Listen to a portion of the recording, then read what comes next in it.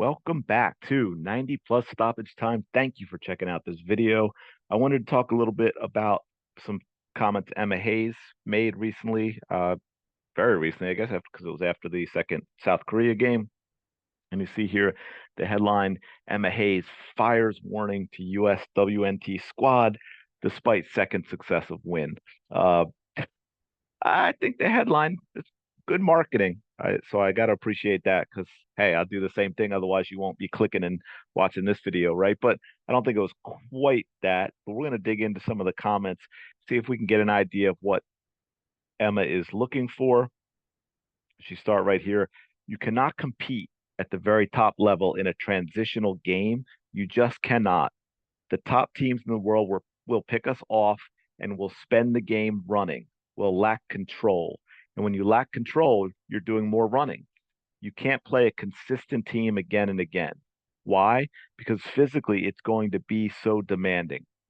Okay, let's see if we can decipher that.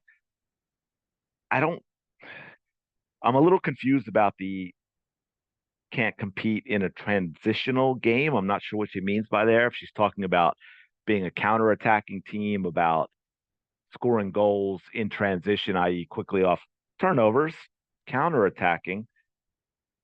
I don't think that that is true. I think there are a lot of incredibly successful counterattack teams where that is how they score goals. That is how they win games. So I don't think that's what she means. I think maybe from the whole, if I take that whole comment and step back and take that whole thing as a general picture, I think she's talking more about relying maybe too long on the deep ball that's really nothing more than a 50-50 ball is what I'm thinking. I know for a long time one of the things the US did, which frustrated me even when they were beating everybody, is when they did have possession, which I think she gets into a little more here that we'll talk about, is they would lack patience in moving a defense the way they want so that they could connect between the lines. And you would see, three or four passes get knocked around between the back four. And then one of the center backers would just knock it high and long. And the defense was already set. So they weren't knocking it over the defense. It was basically knock it long. The back line for the other team would head the ball, and then we would hope to gain position further up the pitch off the second ball. Um, they would do that a lot, and not that that's should never be done. Not that that's not something that could be part of the game, but they would rarely knock more than three or four passes along the back line before they did it, right? So there wasn't that patience. There wasn't that, I guess, control that Emma's talking about here. And she continued about how the team understands the demands of the top level game and they're applying all those best things. That's why I always say sometimes it might feel to the public like I want it to be a bit quicker. I want more of it, but be careful what you wish for on that front. Uh, I, I think there are two different things here. I mean, I think maybe American fans, yeah, they're conditioned to a little more action, a little quicker with scoring opportunities because of the nature of some of our more popular sports. But, and I've had this conversation with many people about the US in general. I've talked about it with youth soccer. I just had this conversation after both of these South Korea games with multiple people. Another aspect of what they mean by I want it to be a bit quicker is the US is too slow in possession in terms of the pace of their passes. So even if you're just knocking it around on the back line and the defense is sitting back and not necessarily pressuring that, the pace of the pass is so slow. The touch by the receiver and then the next pass is so slow that you're not doing anything to open up plays between the lines because the defense is barely putting in any effort. When you are moving the ball, you're moving the ball to move the defense so that hopefully the defense is having to move so quickly that somebody doesn't shift in time with the rest of the defense, and it opens up a gap and you play between the lines.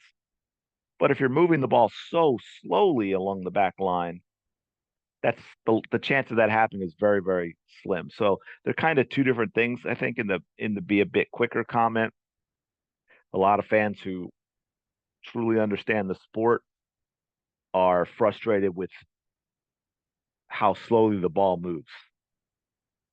Not with possession or how many passes it takes before we get forward and get a scoring opportunity, but how slowly the ball moves because the slower it moves, the less likely you are going to create chances.